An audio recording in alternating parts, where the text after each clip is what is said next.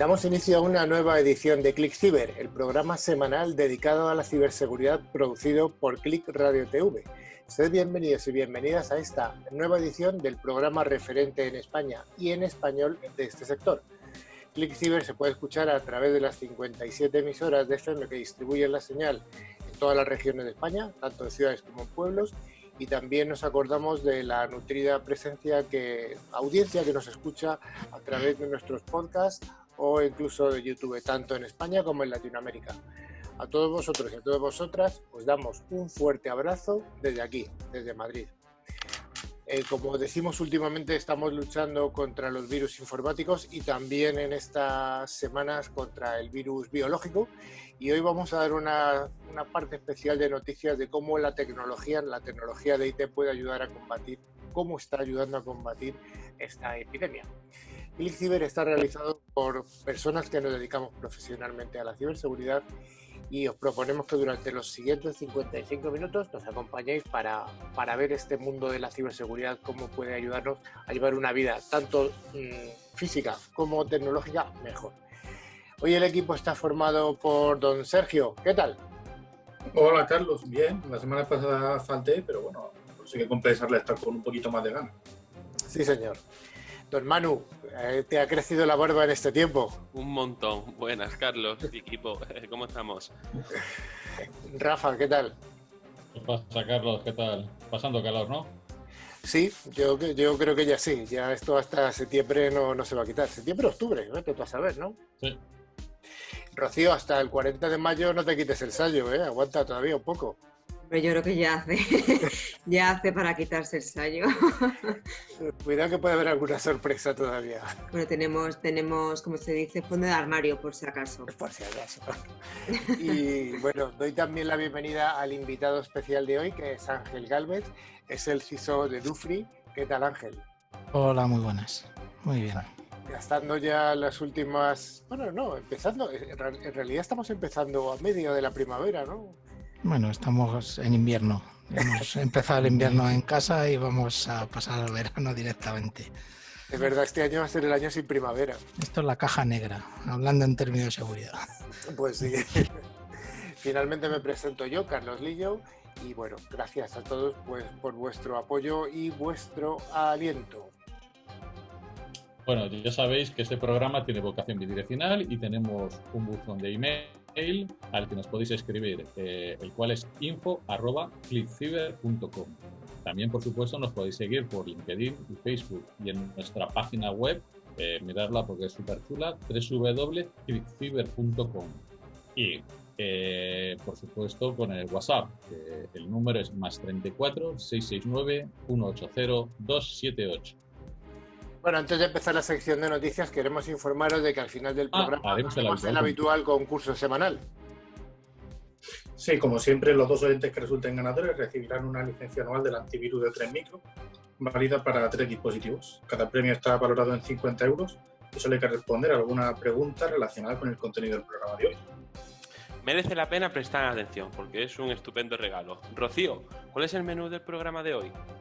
Pues claro que sí, hoy vamos a hablar de noticias de ciberseguridad. También vamos a hacer un monográfico de seguridad, curiosidades del sandboxing, y también vamos a tener una entrevista con el invitado de hoy, que es Ángel Gálvez, que es CISO de Dufry.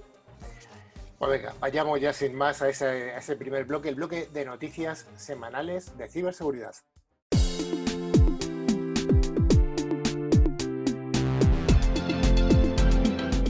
El Instituto Nacional de Ciberseguridad, el INCIBE, ha publicado la Guía de Seguridad en la Instalación y Uso de Dispositivos IoT de Internet de las Cosas. Manu, ¿qué nos cuentas?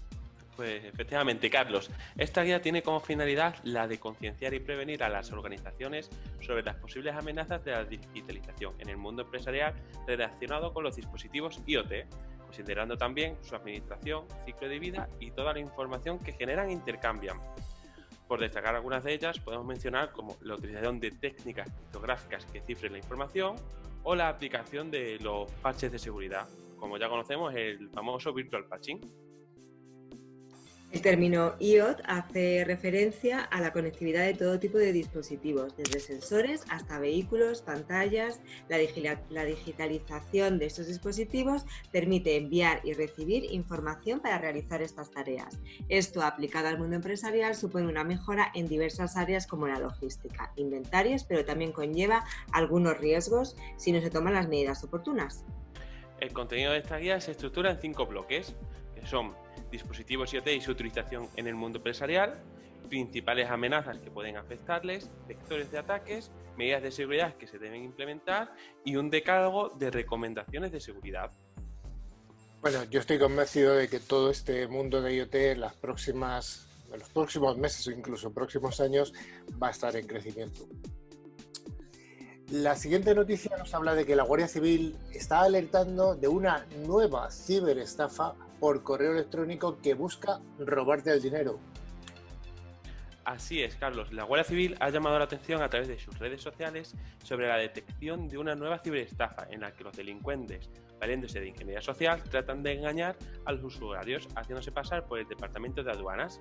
El objetivo que persiguen es robar el dinero a la víctima final. Todo comienza con un correo electrónico en el que los delincuentes comunican al usuario que ha recibido un paquete de fuera de la Unión Europea. Sin embargo, si quiere recibirlo en su domicilio, tendrá que llevar a cabo un pago a través del servicio Pay Safeguard a cambio de un número PIN. Los delincuentes afirman que en el momento en que reciba este número el usuario debe reenviárselo para recibir un nuevo código de paquete y un enlace para confirmar su dirección postal. Sin embargo, en caso de que se comparta este PIN, los criminales podrán emplear la plataforma Pay Safeguard para realizar compras suplantando a la víctima. Manuel, ¿cómo podemos saber si estamos recibiendo esta estafa? Pues Rocío, viendo el correo que comenta la Guardia Civil, nos podemos fijar en lo siguiente. Lo primero es que se identifican como Departamento Aduanero Regional y firman como la agencia tributaria, pero el dominio de donde nos envían el correo no corresponde con ninguna de las dos organizaciones comentadas. Y después el otro punto es que el correo posee muchos errores de redacción y faltas ortográficas, como es habitual en este tipo de estafas. Bueno, esta parece ser que es una ciberestafa que es bastante fácilmente detectable, pues ya lo estaba diciendo Manu, que tiene hasta faltas de ortografía.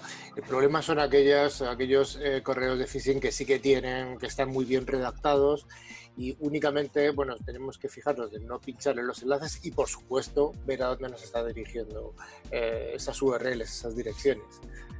Facebook Messenger nos va a alertar de posibles nuevos intentos de estafa. Manu, ¿qué nos cuentas? Efectivamente, Carlos, la aplicación de mensajería de Facebook Messenger notificará a los usuarios cuando reciban mensajes sospechosos para alertarlos de posibles intentos de estafa u otras actuaciones potencialmente dañinas. La nueva característica de seguridad de Messenger señalará los nuevos mensajes recibidos procedentes de contactos sospechosos y en una ventana emergente notificará la posible suplantación de identidad. Si, por ejemplo, detecta que la cuenta desde la que se envía el mensaje es muy similar a la de otro usuario. También alertará de posibles intentos de estafas, como por ejemplo mensajes que solicitan pago, especialmente cuando los usuarios sean menores de edad.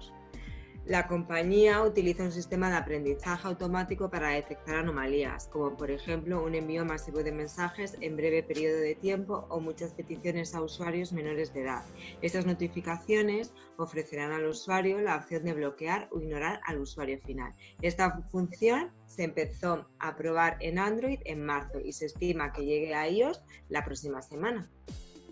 Bueno, pues estaremos atentos, tanto los usuarios de Android como los de iOS. Una buena noticia, uno de los ciberdelincuentes más peligrosos ha sido detenido. Pues sí, los servicios ucranianos han detenido a Sanix, uno de los delincuentes más buscados. Como sabemos, los ciberdelincuentes no han parado de actuar y hacer daño en esta crisis sanitaria a nivel mundial. Han seguido enviando archivos maliciosos para secuestrar los sistemas operativos, realizar estafas, etc. Sin ir más lejos, la semana pasada hacíamos una alusión a un ataque que se producía en EasyJet, donde robaban más de 9 millones de datos de usuarios. El último acontecimiento ha sido la detención de este ciberdelincuente, que ha sido capturado tras vender miles de millones de credenciales de usuario de Internet. Esas acciones las realizaba a través de diferentes foros y grupos de comunicaciones en Telegram. Por hablar un poco de Sanix, debemos mencionar que una de sus maniobras más sorprendentes fue publicar en diferentes lugares de interés la venta de una base de datos que incluía 779 millones de correos electrónicos y 21 millones de contraseñas únicas. Los servicios ucranianos han asegurado que esta base de datos es tan solo una pequeña parte de la cantidad de datos que le han sido incautados. Pues si 779 millones de correos electrónicos es una pequeña parte, ¿qué será el todo, no? Es la pregunta que podríamos hacernos. Bueno, interesante que los servicios ucranianos hayan respondido. Tan solo un 52% de las empresas españolas se ha adaptado por completo al Reglamento General de Protección de Datos de la Unión Europea, o al RGPD. Parece sorprendente que tantos meses después solo el 52% se hayan adaptado. Bueno. En estos últimos 2 años son muchos los cambios que las empresas han tenido que llevar a cabo para cumplir con el Reglamento General de Protección de Datos, o RGPD. Sin embargo, a las empresas españolas todavía les queda mucho trabajo por hacer. Solo el 52% se han adaptado totalmente a la RGPD, un 8% por debajo de la media europea. Un 45% de las empresas no ha implementado medidas de seguridad estándar. Ante estos datos, es importante aclarar que para garantizar la privacidad de la información, lo primero es contar con un buen sistema de seguridad que garantice la protección de los datos. También hay que tener en cuenta medidas básicas como actualizar los sistemas operativos, programas y aplicaciones de todos los ordenadores y dispositivos móviles, mostrar a los empleados la importancia de informar de los posibles incidentes o brechas de seguridad, o evitar reutilizar contraseñas en distintos servicios, ya que pueden abrir la puerta de entrada a los cibercriminales. Todos estos cambios, posibles que puedan parecer, ayudan a construir un primer nivel de seguridad dentro de la estrategia corporativa de protección de datos. A pesar de que el artículo 32 del RGPD obliga a las empresas a cifrar todos los datos que almacenan, solo un 53% han adoptado este tipo de solución tecnológica. De hecho, ahora que se ha instalado un nuevo modelo de trabajo mixto, en la que la mayoría de las empresas combinan presencial con el teletrabajo, la movilidad de los datos ha aumentado y con ello los riesgos de brechas de seguridad, ya sea por medios físicos como puede ser los USBs o electrónicos, como el cifrado por software. La realidad marca la necesidad de contar con este tipo de medidas de seguridad para evitar la filtración de datos como consecuencia de un error humano o derivada de la pérdida o robo de un dispositivo con información sensible desprotegida. Una estrategia de ciberseguridad óptima debe tener un enfoque proactivo basado en la prevención de amenazas y riesgos. Y en lo que respecta a los datos, un 49% de las empresas españolas ha implantado soluciones de prevención de pérdida. Cabe destacar que la RGPD exige efectuar copias de seguridad de forma periódica, en un segundo soporte distinto del que se utiliza para el trabajo diario. La nube, por tanto, surge como una solución óptima para albergar estos datos, ya que además permite acceder a ellos desde cualquier equipo y ubicación.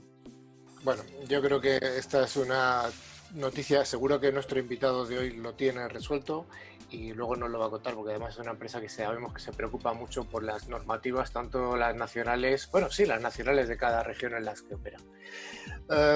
Otra noticia que habla de no sé si llamar ciberdelincuente, pero sí que es al menos alguien que no ha hecho lo que debía. En este caso es un becario que ha sido acusado de inutilizar 21 ordenadores y se enfrenta a una pena de 6 años de prisión y una multa de 130.000 euros. Y esto ocurre en España, en Valladolid, donde se ha sentado en el banquillo a un becario del Instituto de Biología y Genética Molecular de la Universidad de Valladolid, al que se acusa de haber inutilizado más de una veintena de ordenadores de su propio centro. Pues efectivamente, Carlos, Fiscalía pide una condena de 6 años de prisión y una multa que supera los 100.000 euros, o alternativamente 5 años de privación de libertad y 80.000 euros por delito de daños en equipos informáticos. En concepto de responsabilidad civil se enfrenta a una solicitud de más de 42.000 euros de indemnización en favor de la institución académica. Esas cantidades se reclaman para el Centro Superior de Investigación Científica y la Universidad de Valladolid, así como por el coste del trabajo e investigación perdida sin incluir el daño moral. El fiscal apunta que el becario se hizo con un programa cuya finalidad inicial era probar puertos USB contra ataques de sobrecarga, pero fue adaptado y comercializado como USB Killer. Dicho programa, una vez conectado con el dispositivo que se quiere destruir, recolecta la energía de las conexiones de alimentación hasta alcanzar los 220 voltios para luego descargarla de una vez en el dispositivo, con lo que se consigue destruir la placa base de una forma muy rápida.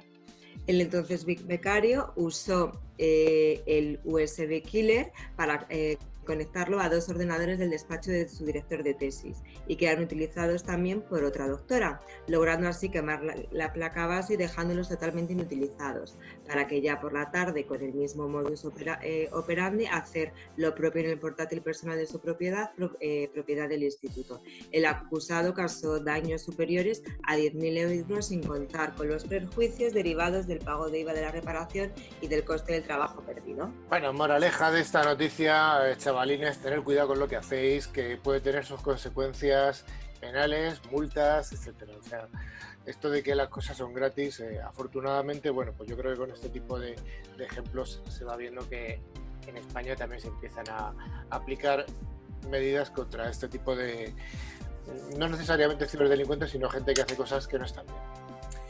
Ya para acabar, la última noticia es una noticia, no es tanto de seguridad, sino que es algo interesante para los usuarios de informática, ya que por fin, señores, Excel va a poder importar datos de archivos PDF de una forma sencilla.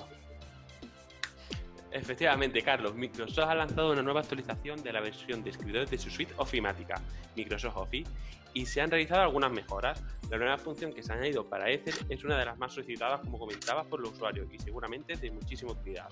Para poder utilizar la nueva función, los usuarios solo tienen que situarse en la pestaña de datos de Excel y en el menú Obtener datos hacer clic desde unos archivos, desde PDF.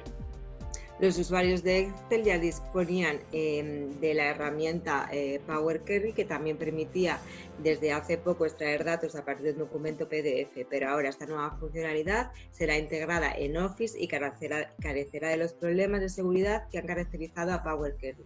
El problema de los PDFs es que sí que nos permite seleccionar un texto del contenido de un archivo, pero no nos es posible extraer tablas de vasos, ya que el proceso de copia y pegado también termina perdiendo su formato original. Bueno, pues una buena noticia que nos va a hacer la vida más fácil a todo el mundo que tenemos que trabajar con PDFs y de vez en cuando importar tablas. Y como hemos dicho al principio, vamos a incluir, no sé si de forma continua, pero bueno, sí al menos puntual, ciertas noticias que tienen que ver con el COVID y cómo la tecnología está ayudando a combatir esta epidemia. En este caso nos hacemos eco de 2 noticias que vienen de la misma fuente, en este caso es la Universidad Carlos III de Madrid, y nos dice que la primera de ellas que los trabajadores con un salario más bajo en los países en vías de desarrollo se enfrentan a un riesgo mayor de pérdida de ingresos durante el confinamiento del COVID-19, ya que les resulta más complicado optar al teletrabajo. Sí, esta es una de las conclusiones de un nuevo estudio económico internacional en el que participan investigadores de la Carlos III de la universidad, cuyos resultados proporcionan información de utilidad para planificar la desescalada laboral tras la pandemia. Y son el primer paso hacia el análisis del impacto de la pandemia desde el lado de la oferta laboral. Como se ve, pues bueno, los trabajadores más afectados pues son los que los más vulnerables y que menos ingresos tienen, porque hay muchos trabajos que no nos podemos conectar vía internet. El otro día salió un WhatsApp con el perro pastor, ¿no? Y se veía un perro ahí mirando las ovejas a través del ordenador. Bueno, eso es una chuminada, pero sí, muchos trabajos como la agricultura, algunos trabajos de fábrica que no puedes conectarte vía internet. Entonces ahí es donde se va a ver sus ingresos muy afectados a no poder tener accesos a estas tecnologías. Además, los trabajadores con bajos ingresos, como los que dice, como agricultores y empleados a lo mejor de la construcción, también tienden a desempeñar puestos que requieren menos proximidad física a otras personas en el entorno laboral.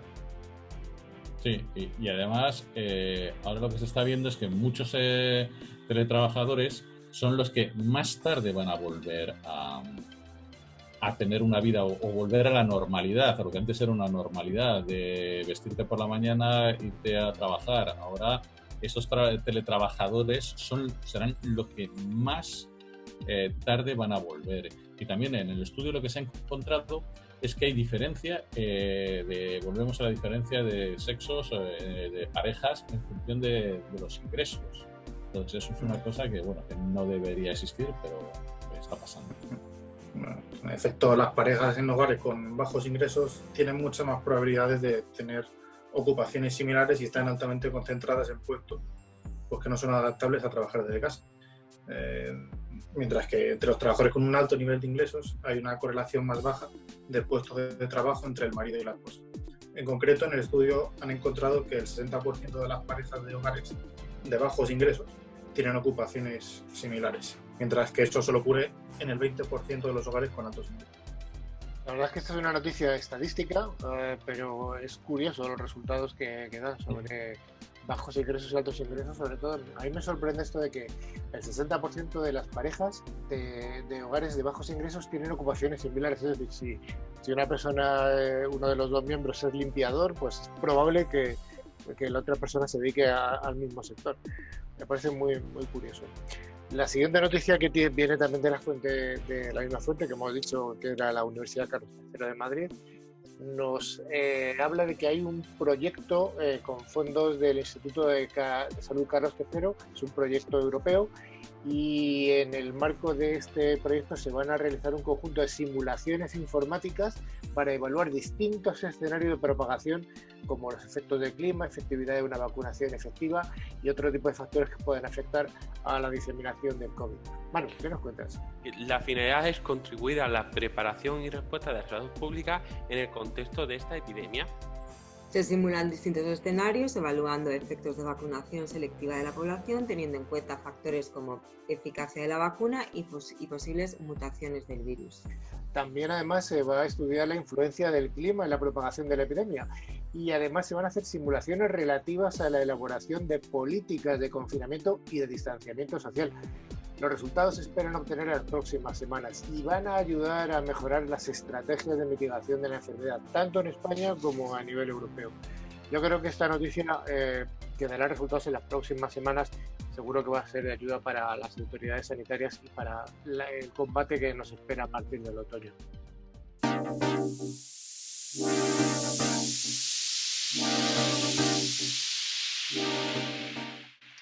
Creo que en España no son muy populares este tipo de cajas en las que hay un recinto de madera y dentro arena para que jueguen los chicos. Sí que aparecen, lo vemos de vez en cuando en alguna película, y si hemos viajado al extranjero, de Francia a países anglosajones, etcétera, sí que son bastante populares.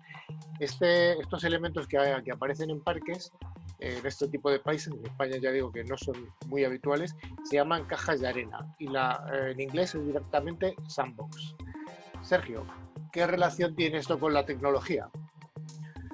Pues, bueno, a ver, el concepto de sandboxing sí que lo hemos comentado algunas veces en programas pasados, pero bueno, siempre está bien refrescar un poco. Y lo que podemos decir en el contexto de la informática es que un sandbox es un entorno virtual en el que se ejecuta algo, pues un archivo .exe ejecutable, una aplicación, a modo de prueba o en un entorno aislado, para verificar que no va a suponer un problema cuando ese algo interaccione con otras partes del sistema o con el propio usuario. Por supuesto, al ejecutar este software en un sistema controlado, sabemos si la muestra que hemos subido a esta sandboxing es malicioso o es benigno. Entonces, se utilizan distintas técnicas que hemos contado algunas veces en programas anteriores, y vemos qué es lo que se está haciendo dentro de esta caja así de arena. Entonces, ¿qué es, si lo que es el fichero es bueno, pues entonces se devolverá, y si es malo, pues se quitará. Entonces, ¿en qué nos vamos a centrar? En un entorno que no hemos hablado lo mismo tanto como un sandboxing tradicional, que son los entornos móviles. Entornos móviles, hablando siempre de Android y iOS. Pues sí, el más común de todos ellos que comentas tú, Rafa, es Android, así que vamos a empezar por ahí, aunque yo tengo que reconocer que yo soy usuario del otro lado de la manzanita. Vale, yo soy más usuario de Android, así que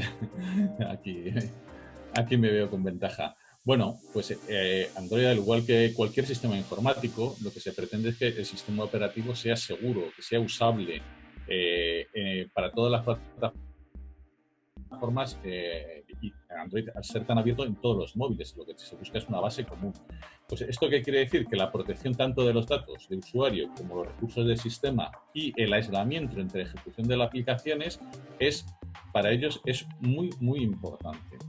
Android lo que implementa es un kernel basado en Linux.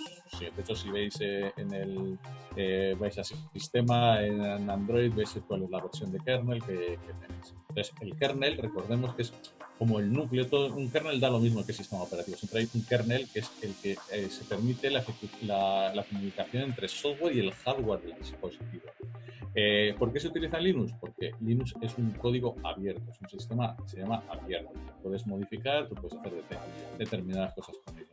Y realiza todos los procesos de comunicaciones y entre las aplicaciones van firmados. Entonces, ¿esto qué es lo que hace? Que Android implementa un sistema concreto de permisos y lo que más nos atañe en este monográfico, ejecuta todas las aplicaciones en una sandbox, en un modo similar a como lo hace el navegador de la misma de Google. Y bueno, entrando un poco a explicar cómo hace uso del sandbox, pues el sistema Android desarrolla una sandbox haciendo uso de los permisos de usuario que ofrece el kernel de Linux. ¿Vale? Entonces, Android asigna un ID único de usuario, un UID, a cada aplicación y lo ejecuta en un proceso aparte.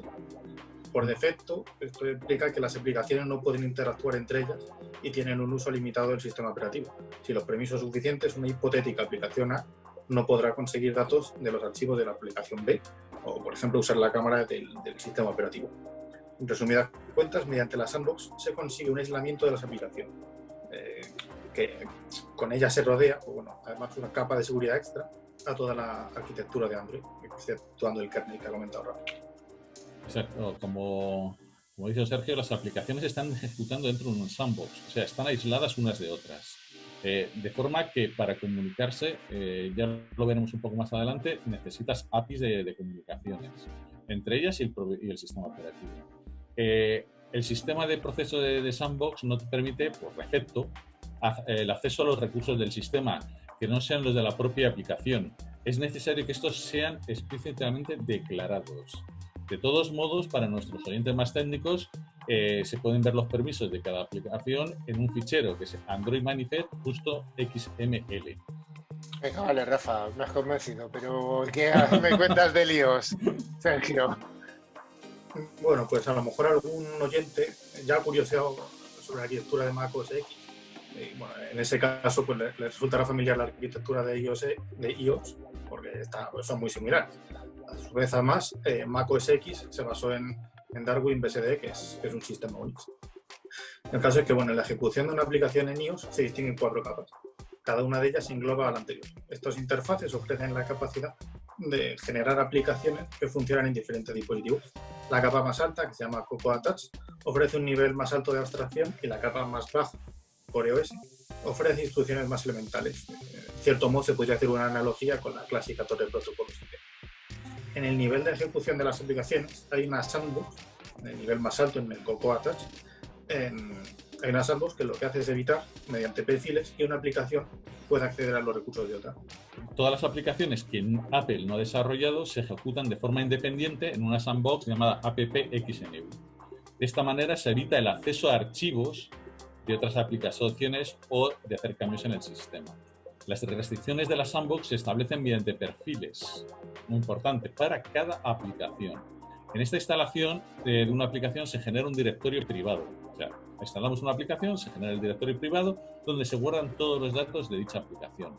Para que dos aplicaciones se comuniquen, una aplicación B quiere acceder a una aplicación A, la aplicación A tendrá que tener desarrollada una API y la aplicación B usará los servicios de iOS para poder acceder a dicha API. La sandbox establece permisos granulados de cada aplicación a nivel del sistema. A diferencia de Android, estos permisos no tienen que estar aceptados para que la aplicación esté instalada, sino que pueden ser activados y desactivados en cualquier momento. De hecho, no existe el concepto permiso, sino que en este contexto se le llama recurso del sistema. Los dos sistemas son diferentes, pero están buscando lo mismo, hacer que las aplicaciones y los datos estén aisladas y la comunicación es unas de otras mediante una aplicación de sandbox, que es lo que realmente es lo bueno para tenerlos no comunicadas, que no se vean. Bueno, que esto lo hemos contado y suena todo muy bien, pero es obvio que los malos también pueden detectar e invadir y evitar este tipo de medidas de seguridad. Por eso comentamos tantas noticias de aplicaciones con malware en Android, en iOS, etc. Y entonces, bueno, la realidad es que a día de hoy cualquier malware medio supera todos estos mecanismos de análisis dinámico y los entornos de sandbox pues se quedan un poco rezagados. Entonces, Rafa, cuéntanos de una forma súper esquemática y súper rápida qué métodos utilizan estos malware para detectar que están siendo ejecutados en un sandbox y por lo tanto evitar darse a conocer. Bueno, pues estos sistemas utilizan distintas técnicas. Desde que, como hemos comentado, rezagar la ejecución de una aplicación para quedarse como un poquito escondida y ejecutar pues algún proceso que no sea maligno, se queda escondida y se ejecuta en un momento dado, incluso horas después. Eso hay de sandboxing que lo que te hacen es ir adelantando el tiempo. Otra cosa que te hacen es verificar tamaño de RAM, de core, de sistema, qué carpetas tienes compartida. Muy importante lo que son los interfaces de red, que si lo veis y tenéis máquinas virtuales, veis que hay unos interfaces para VMware, para KVM, no sé. Entonces, todo esto lo utilizan los atacantes para saber que se están ejecutando en una sandbox. Comprobar nombres de procesos, comprobar valores de registros determinados. Utilizan, como ha dicho Sergio, muchas técnicas y cada vez van por delante. Hay muchos más malos que gente que se dedica a hacer aplicaciones y se pagan muy bien. Entonces siempre van por delante de lo que somos capaces de ir generando. Tenemos que recordar que los entornos virtualizados, los que todos conocemos, VMware, VirtualBox, incluso KVM, tienen estas configuraciones comunes que ha comentado Rafa y por eso, para el malware suele ser bastante sencillo detectarlo y en caso de detectarlo, pues incluso no ejecutarse para al final no darse a conocer el malware. De todas formas, estos métodos típicos y sencillos son muy utilizados, son muy sencillos de buscar para ponerse lo más difícil al malware. Vale, estos son los sencillos y los más complejos, Rafa. Bueno, pues podemos comprobar el timing de CPU, es decir, la velocidad del proceso.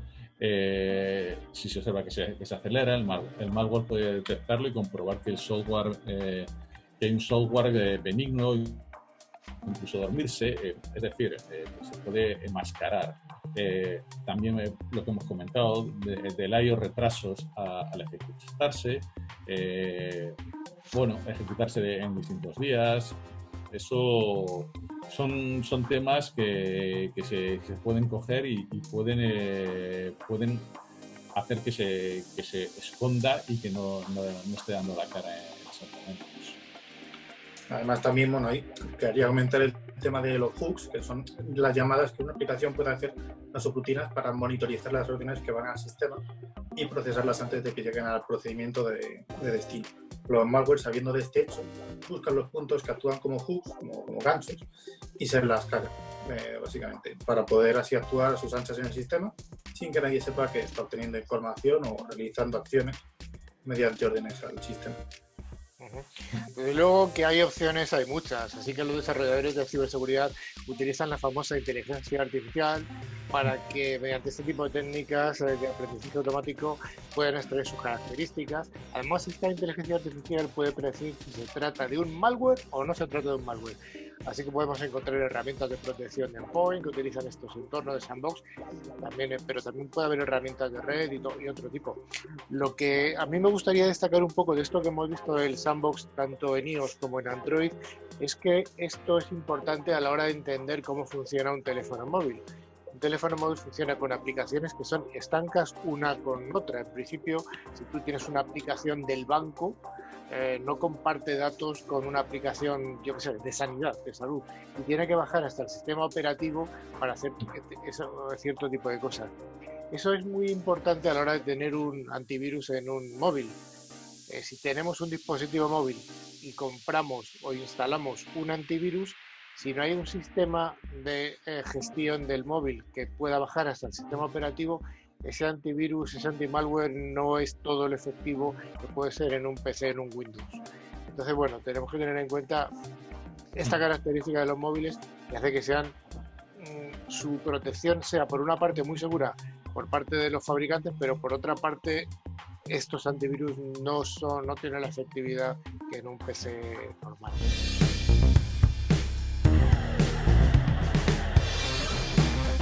llega el momento de la entrevista y como siempre hemos intentado traer al programa gente muy destacada del sector de la ciberseguridad.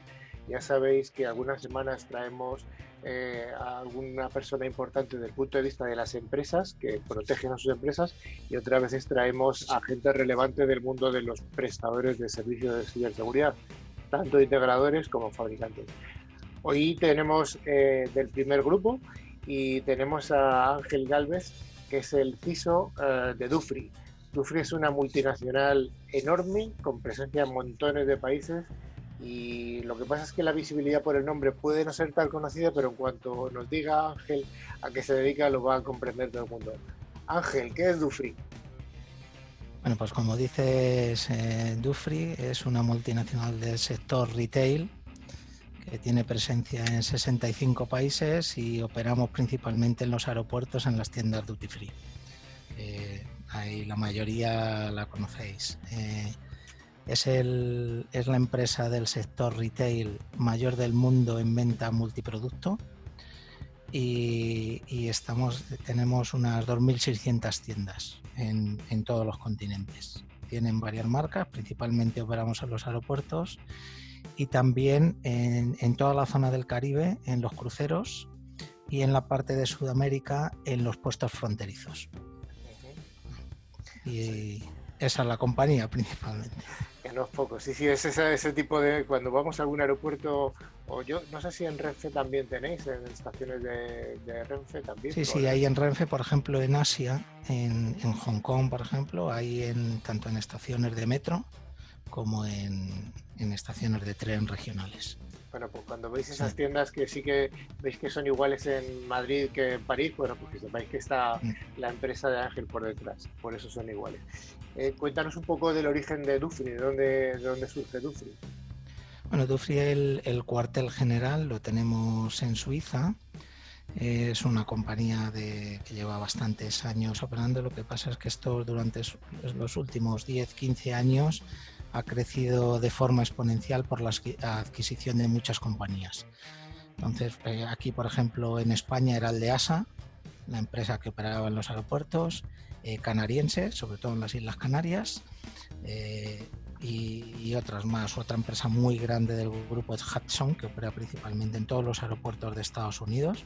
También la podéis ver en Madrid y en otros aeropuertos porque hay negocio cruzado.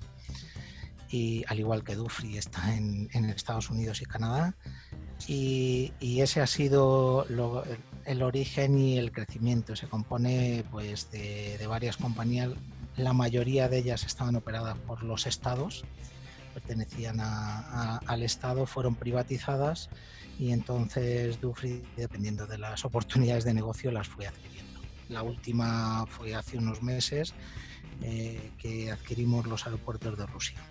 La mayoría de los aeropuertos en Rusia.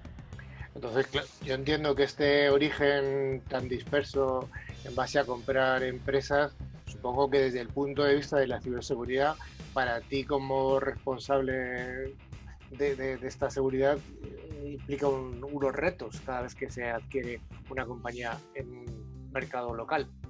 Sí, nosotros uno de los retos principales es la dispersión, de estar por todo el mundo.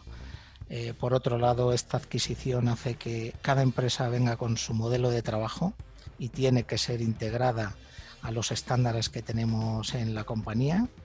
Esto tiene además una dificultad y es el intentar mantener la cultura de trabajo de cada uno de los países, porque al final nuestro negocio final es interactuar con los clientes, son ser clientes internacionales que viajan, pero sí que mantener esa idiosincrasia de cada país, cómo se trabaja, al final impacta en la forma de hacer las cosas. Y bueno, nosotros desde el punto de vista de seguridad somos más transversales y sí que tenemos métodos y formas de trabajo que tienen que ser lo más estándares posible a nivel global.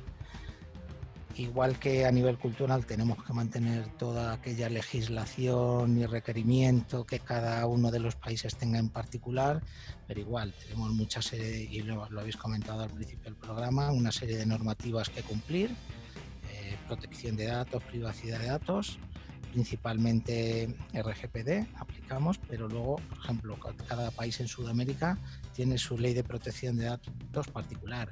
En Estados Unidos cada estado tiene la suya, con sus pequeñas diferencias. Una de las más fuertes es en California, CCPA, pero al final son normativas y en un alto porcentaje son muy similares a RGPD, con lo cual nosotros lo que tenemos es un marco de trabajo de controles aplicados globalmente y luego en cada región o cada país esas pequeñas diferencias para estar adecuados a la legislación local. Y otro de las normativas que nos aplican es PCI DSS por el pago con tarjetas. Es muy, como ya conocéis, es dura de cumplimiento dependiendo del nivel. Nosotros, al estar en tantos países, tenemos los 4 niveles, desde nivel 1, que son los países con más operaciones con tarjetas, hasta nivel 4. Son en aquellos pequeños países donde hay un menor número de operaciones. Oye, ¿cómo os está afectando la epidemia del COVID? No desde el punto de vista de negocio, porque eso está afectando a todos los sectores, sino desde el punto de vista específico de la ciberseguridad. Bueno, pues como dices, desde el punto de vista de negocio, muchas tiendas están cerradas y ahí no hay solución hasta que empiecen a operar. Sí, desde el punto de seguridad lo que hemos detectado es un gran incremento en amenazas como del tipo suplantación de identidad y sobre todo como hay muchísima gente alrededor del mundo confinada en casa, lo que hemos detectado es intentos de suplantación de marca para venta online. Utilizando nuestra marca se levantan tiendas fraudulentas vendiendo productos que simulan ser nuestros y ventas. Cuando nosotros, por ejemplo, lo que es duty free específico con el descuento de impuestos no se puede operar fuera de lo que son zonas fronterizas, ¿vale? Pero sí que en algunos países tenemos esa venta online sin el beneficio fiscal. Entonces, es uno de los principales amenazas que hemos visto, más luego el resto de amenazas que son comunes a otras empresas, tipo ataques de phishing, suplantación de identidad, el fraude del CEO, etcétera. Y se ha notado bastante el incremento intentando atacar la debilidad del trabajador, que a su vez está en casa con sus debilidades en esta situación y bueno, son muy listos y siempre buscan ese punto débil. Oye, desde el punto de vista de analítica de datos, al ser una empresa tan dispersa, con viajeros, o sea, clientes tan diferentes, gente que viaja de un lado a otro, ejecutivos, turismo de otro tipo, turismo de sol y playa, ¿tenéis algún tipo de aprovechamiento de los datos, de analítica de datos? Sí, eso dentro del equipo IT hay un equipo dedicado a Big Data y a Data Management, porque para nosotros el marketing es una línea de negocio fundamental.